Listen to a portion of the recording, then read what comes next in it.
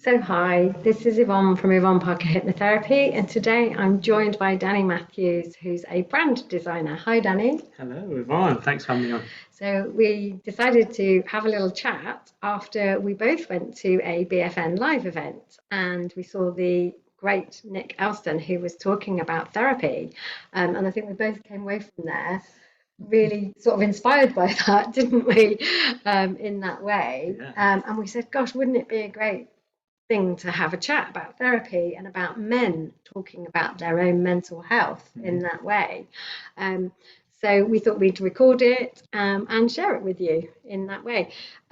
So, Danny, obviously, we did have a chat about this, and you said you had your own journey, and I said to you about you're really good at expressing your own vulnerability Mm. online in the public domain. How did you get to that stage, sort of personally and in your business? I uh, I think it probably stems from growing up with women, actually. Uh, which, as you were saying, then it just popped into my head. I thought I grew up with women, so in my house it was me, my mum, and my sister. And even when my mum got remarried, I had a stepsister. So there was another man, but there was also another woman. So yeah, I've always been surrounded by women. So I think that has something to do with it. That I was surrounded by people that were emotional beings that Mm, that shared their vulnerability and shared when they were upset and weren't afraid to do it. So I think it stems originally from there, but through life, life events happen that change the way you think about things. Um, and I know, as I mentioned to you, there's been a few times where I've either got therapy or hired a coach of some sort mm, or a mindset coach or had some therapy.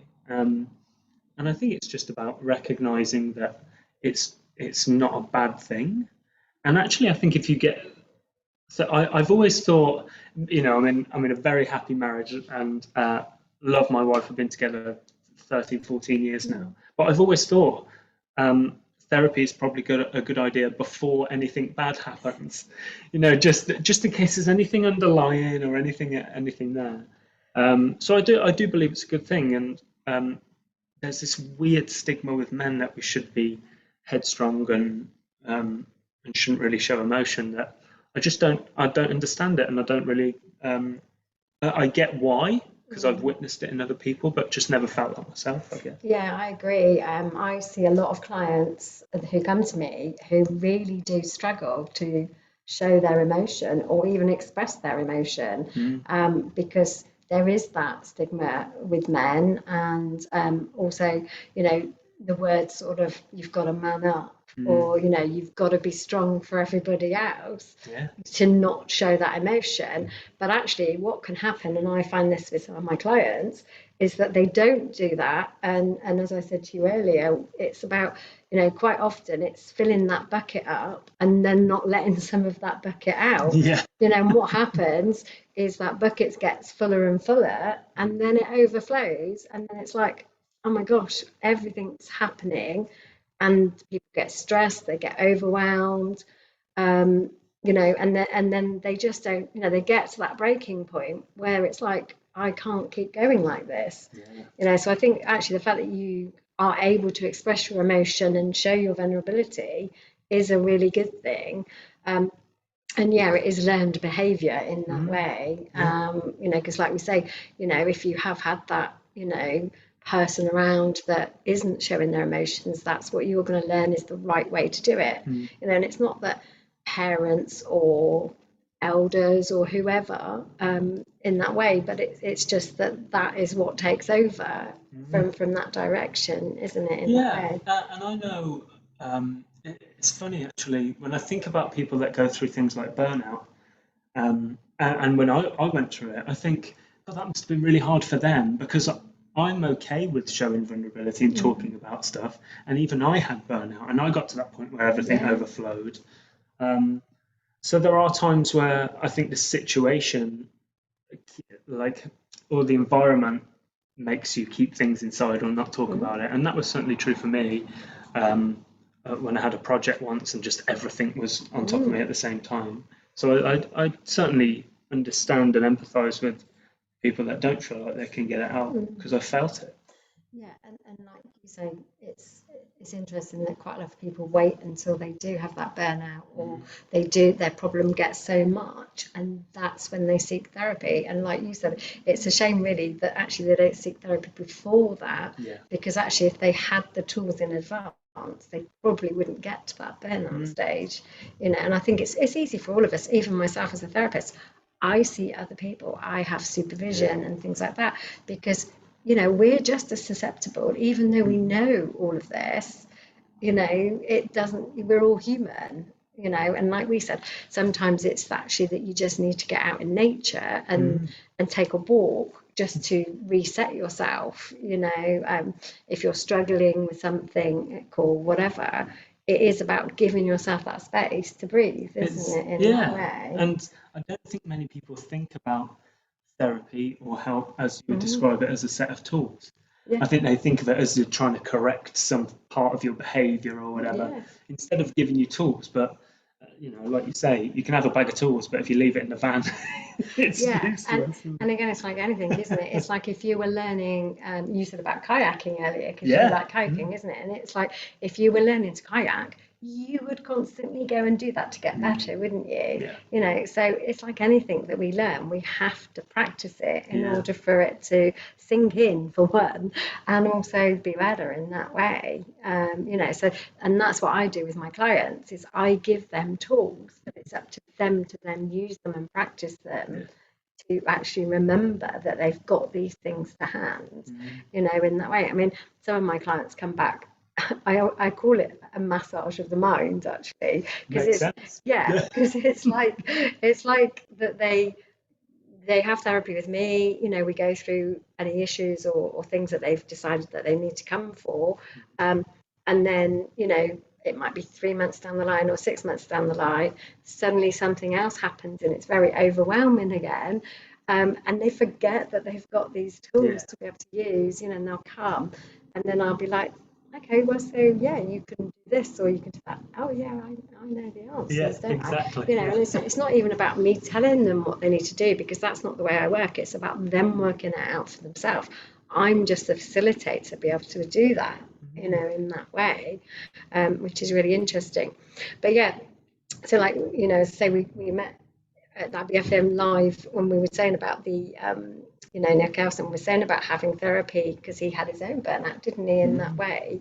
Um, and it was about using all those tools and things like that in that way. What was your biggest take from that, do you think? Can you remember? I think it was just that Nick's like a monster of a guy. Mm, You would see him and not think he could deal with anything. But even you know, from the outside looking in, even the biggest, strongest, smiliest, happiest of people can have things like burnouts and breakdowns mm, and be trapped in their thoughts and not be able to do certain things or quit certain things or whatever it might be. yeah. So yeah, my biggest takeaway was I think the perception of things are very different from reality.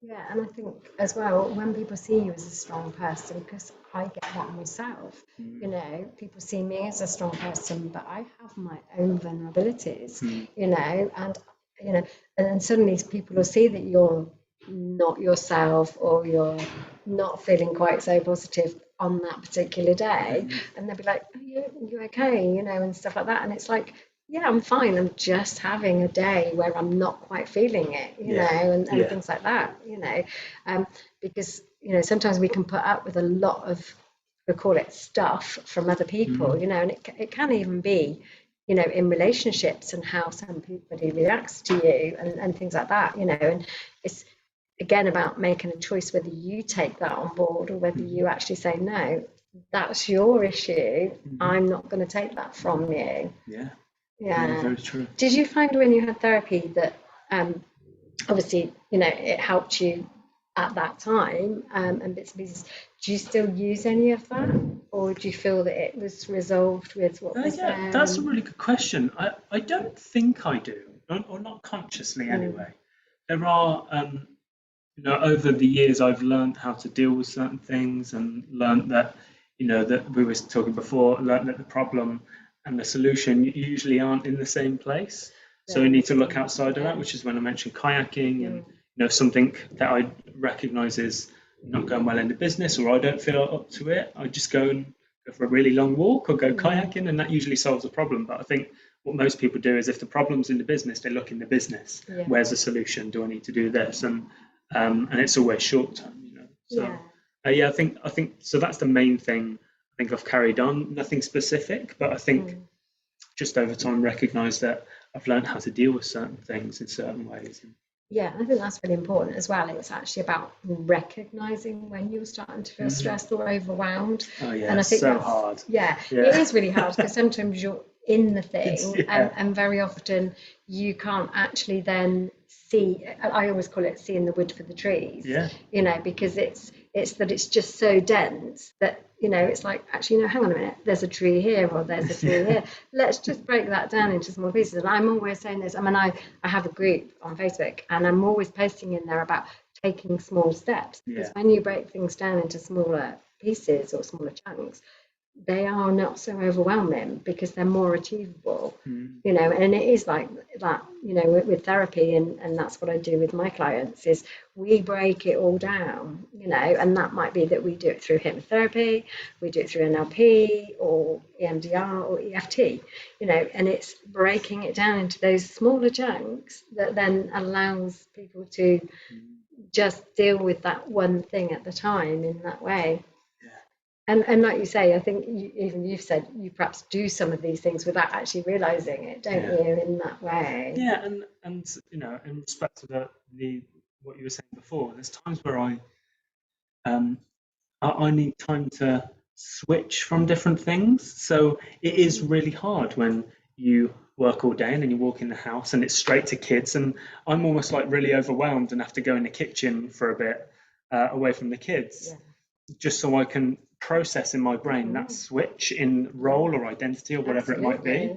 Because I find that if I go from one to the other too quickly, I'm not really there. I'm trying to process, and my brain's trying to pull me into a different kind of environment, and I'm just not ready for it. Yeah, and I do the same. So the tip for you is, you can imagine putting different hats on. So you've got your Danny business hat, and then you've got your Danny family hat. I do it. I imagine, so when I go into my therapy mode, I imagine putting a coat on, like a doctor's coat. Well, it's almost like that, I guess. But it's not, and then when I finished, I imagine hanging it up on a hook at the end of the day, and then you switch off, because otherwise you can find that you just take that into your personal life, and even when friends sometimes talk to you and things like that, it's very hard. You have to stop yourself from jumping in, and saying, oh, but you could do this, because it's like, they might not want to hear that, in that way. So it is an interesting one. So you might have to get an imaginary coat or an imaginary hat for when you buy different hats. Actually do it in the physical sense. So is there anything else that you want to add today?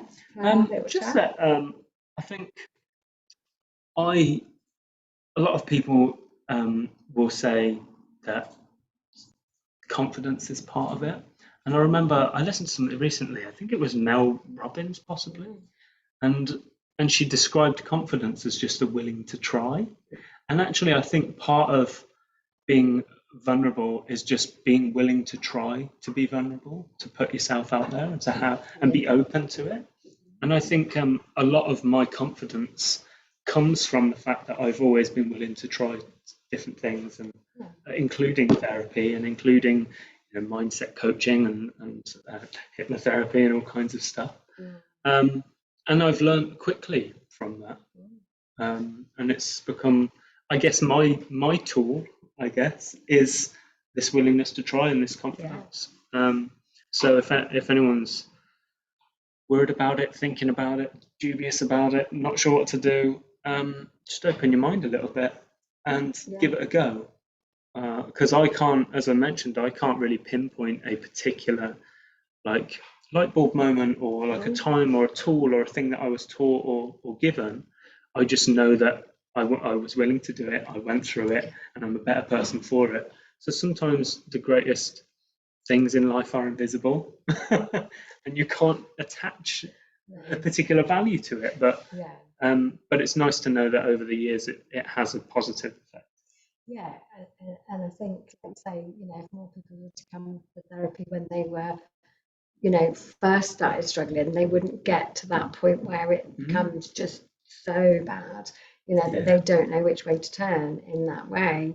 And I think, because even myself, when I did my training, we had hypnotherapy and we discovered a whole lot of stuff about ourselves, and things that happened in childhood, and, and things like that you didn't, because you block it out. And sometimes we do that, and sometimes it's just very, very subtle, but gosh, it makes such a big difference. It really does. And again, it is learning, like you said, how you react to things, how you can change things. And I think, like you say, it's just, if people are willing to try, the benefits can be absolutely huge. They really can. I think I've noticed that throughout my life and over the years, there's always been some form of therapy there. It doesn't have to be a person, it can be a thing or doing something. And then I recognized that the time where I was at my lowest, or when I had burnout and breakdown, and there's loads of stuff going on. We had my father-in-law was diagnosed with cancer at the same time as going through our second round of IVF and failing, at the same time as managing this huge project which had billions on the line, like a really tough time. I was working far too much, not doing anything for myself.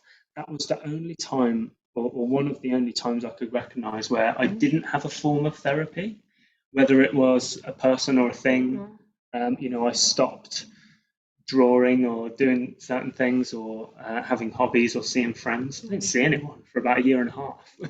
It's a long time, and just actually, worked about 6 days a week, about 20 hours a day.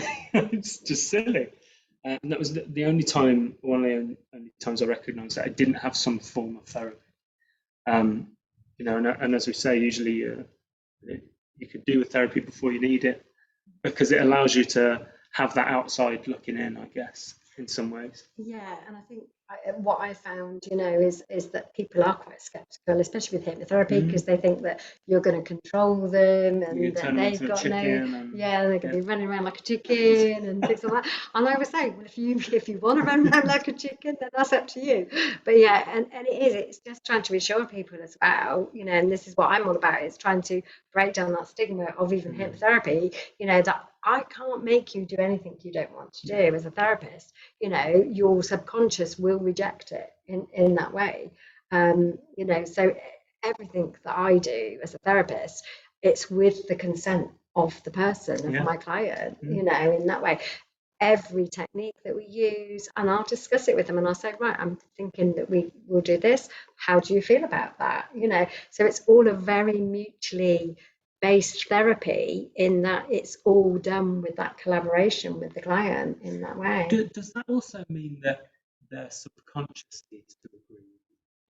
Like, is it purely a face value thing? It's more a conscious decision, because I think, and a lot of people are scared about what they'll find in their subconscious mind, and things like that. So again, it's just trying to reassure them that, I always say, and we got told this in our training, going into the subconscious mind, I always refer it that you're actually going into a little filing cabinet in your mind, and then it's like working through, and then it's like, okay, yeah, we'll pick this thing out, and that's, and it is literally like that, when you go into hypnosis, it's literally like going through a file and saying, right, yeah, I need to pull that memory out.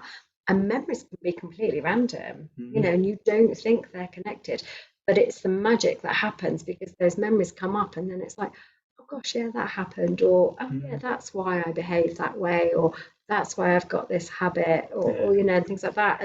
And you can see it. I love it, because I can see it in my clients' faces, that it's that light bulb that goes on. And it's like when they first come to see me, and on average, a lot of people have about 6 sessions. Some have less, some have more, because it just depends on how complex the issue is.